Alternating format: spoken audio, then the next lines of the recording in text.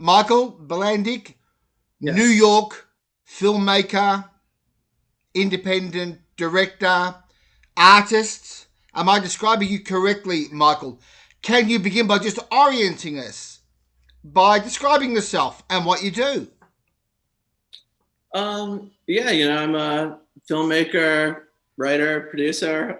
This is my, fourth movie. They've all sort of low budget satirical comedies. And yeah, just that produced a couple movies for Abel Ferrara and yeah.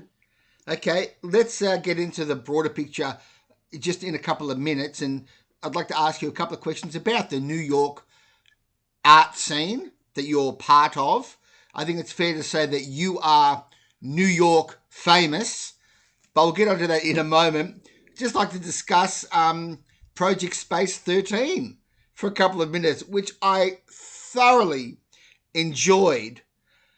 Can you just briefly, from your point of view, just give us the elevator pitch for this movie? How would you describe it to someone who is thinking of going to see it? How would you sell it to them in an elevator ride? Yeah, I mean, it's about a sort of obnoxious artist who's doing a provocative performance piece and where he lives off of bugs and drinking this soy milk and getting tortured by a robot. And the day he launches the piece, and it's supposed to go on for months, is when the city shuts down for COVID. But he's so into his show that he refuses to stop it. So they lock him in the gallery and he's just stuck in there by himself, going crazy. And then the gallery hires a couple security guards to come in and watch over him. And there's a bit of a culture clash. And yeah, Yeah, it all takes place in one night, and it's them arguing and sharing their thoughts. And it's it's, yeah. I have to commend you, Michael. It's very, very funny. He's having a go at the security guards' competence. They're shooting back, saying, "Look, we're here to protect you." No one's really sort of getting on, and while all this is happening, the city is in a state of turmoil. There are rioters out in the streets. Apart from the gallery owner, who is off site, was one of the challenges of this film that you really didn't have anything to cut to, that you're stuck in the room with the guys. Yeah, no, that's an interesting question. And yeah, I was really fortunate to have the production designer that I liked because the way it originally was, an art gallery is just a white cube, and the way I sort of originally conceived it, it was just a cage, one robot, and a couple like TVs stacked up into like a Nam June Pike style creature. But the thing that we were lucky about was our production designer was this guy, Stephen Phelps. He was the prop person from Good Time and Listen Up Philip, and he had a whole warehouse or studio space full of old electronics, appliances, and just random things he'd accumulated. So he lived in the space for a few days and constructed all this crazy stuff. So there was actually more information in this space than I originally conceived of. So we were actually able to cut away to a lot of the art. There's multiple there's a lot of information in all the frames. So it turned out that there was plenty of stuff to work with. And I'm honestly still noticing little details and stuff that he did when he was constructing all that stuff now. Yeah. Now, you describe the film as a satire, and it's pretty obvious from watching the film that you're obviously having a go at a number of things, one of which, of course, is the artist. You're obviously having a lovely jab at the artist. Can you tell us what your intentions were there? What kind of artist are you having a go at? I mean, I honestly wouldn't say there is any intention.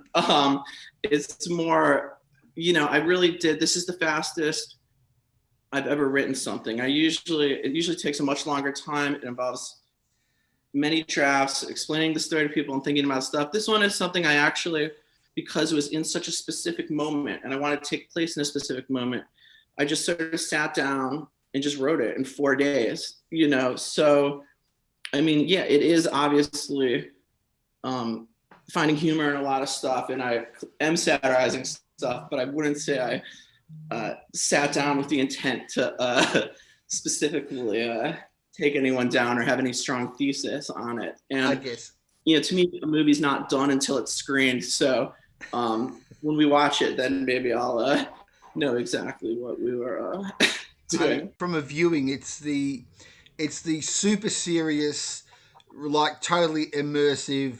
My art matters more than anything else in the world. Kind of artist that you were portraying there, and it's funny because of that. That he will not move in the middle of a disaster. He will not move from his art. I think all good comedy is self-deprecating on some level, because you could say that we were doing the same thing, by thinking we need to make a movie. Obviously we don't, and but we did it, and you have to be able to find humor. And one of the things I've been complaining about for a while now is the overuse of pop cultural references in films, where in a lot of cases they seem to be used instead of jokes, and it's not the same thing. Dropping a cultural reference doesn't automatically get a laugh, and I think that they've been overused. In your film, however, I think you give a prime demonstration about how to use a cultural reference, that it has to be part of a dialogue or part of a character build. The Paul Blart mentioned, for instance, that's just one example from the film, I think works wonderfully. What is your approach to making pop cultural references in art, in film? I like having all those things, because in the course of any random day, we see 100 advertisements for all sorts of stuff. We're talking about cultural stuff. We're referencing all these things. So to me, when you don't see these things in a movie, it feels like something's wrong, because that isn't reality. To me, these are how we communicate. These are frames of reference, and and it's funny, these things, because most of the things are trends and fads and things that disappear quickly, but there's a lot of humor to how seriously we take a lot of these things. Well, the dialogue in this really crackles, and I just want to know, was it word for word to the script, or was there improvisation? Because it just snapped beautifully. It was just had a wonderful flow to the dialogue. It was very natural, very funny. It sounded spontaneous. Was it, or were they reading from the script? No, it was. I would say it's like 80% scripted, and it really was kind of crazy, because we only had 3 days in the gallery, so we had to do 26 pages in one day, and we didn't get to rehearse either, because one of the actors was upstate. One person was working on something. Our cinematographer was in Italy. It was just, the coordination was very difficult. So, but having that short time, I think, forced everyone to sort of be on their A game. And I'm really happy with it. And but in terms of improvisation, there definitely were bits and pieces. The biggest one being Ace, the security guard, his sort of long monologue. That was about half scripted and half him going on a tangent, and that's one of my favorite scenes in the movie. Now, this is your fourth feature film, is that correct? Yeah. Okay, Happy Life, Job's World, and Halloware. These films deal, I understand, with various aspects of New York art scene culture and digital culture. How does this film fit into your canon, if we can call it that? Well, they all take place in a similar sort of part of the city, and I've worked with a lot of the same people on them. Sean Williams has shot all of them, a lot of the same actors. So yeah, it's just a continuation, and the one this one has the most in common with is Hellaware, um, which also has Keith Paulson playing the same character. Actually, it's not really a sequel, but it borrows from it, and yeah, it's funny. It's not really yeah, I wouldn't say it's any evolution or anything. Okay. It's just another one that we did. Now, Michael, if we can just step back a bit and look at the broader picture, Yeah.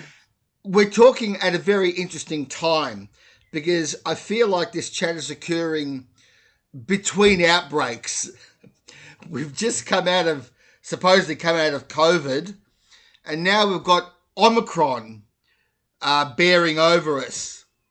I'd like to know how your relationship with the city of New York has changed because of COVID and because of all of this. Um, uh, has it changed your relationship with the city much?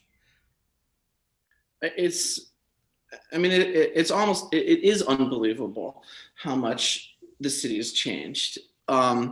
Just during the last the first year, like in my neighborhood, everyone moved away. There was no one outside. Um, it was just a couple of people in like hospital gowns wandering around, and people with goggles and 5 masks on, and then you know they built these sheds everywhere where you eat, and people are riding around in these electric unicycles everywhere. The landscape just looks completely different, and people are behaving different, and it's it's definitely something. I understand that you like just wandering the streets and getting inspiration from just walking around. Is that the case? And if so, tell us about it. Yeah, I usually I'm not really interested in doing like any period pieces or sci-fi. I like shooting where I live, where I walk around with people I know. And yeah, I do. That is a big part of the process is sort of eavesdropping on people, watching stuff. Yeah, it's just stimulating, entertaining. I just when I was a half hour ago, I just saw Ice-T in the park uh, shooting Law and Order, and I was watching those guys for a while. I don't know. It's I just really feel stimulated here and enjoy observing. From your point of view, how is the New York art scene through all this? Is it thriving? Is it struggling? What's the deal? Oh, it's kind of as annoyed as I am with a lot of stuff. I mean, I think there's so much really great stuff happening right now, and there's a lot of great work coming out. There's just no. I'm actually pretty optimistic in that department. I got this. I love yeah, a whole bunch of friends of movies that are about to come out too, and I think a lot of the people that worked over the last year are kind of some of the more interesting and weirder people. So I think stuff that's going to start to trickle out now is there's going to be a lot of really cool stuff. So no, I mean, obviously I have a million problems with things, but I think in terms of like work, I think there's plenty of great stuff here, and I think it's actually a pretty great place. So Okay, not immediate, but can you just give us one example of what you're talking about? What's annoying you about the New York art scene? oh, I mean that's well, I mean, I guess yeah, like well, I do like humor, and I love comedy, and I do think there is a little. I think there's been a lot. People have been very serious recently, and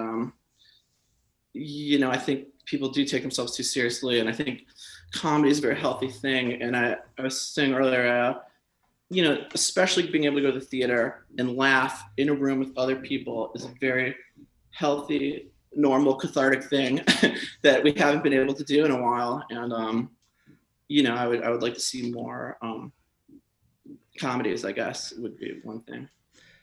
Michael, how can we see your films? I tried to source them. I found a movie site, but how if one wants to see your movies, how can we do it? Or can we do Um, it? Yeah. There's a website in the UK called Deeper into Movies. They're all for rental there. I believe some of them are on Amazon and Canopy. I'm not sure in Australia where they are. The new one comes out on Mubi on December 10th. And yeah, I think if you look around a little bit, they'll pop up.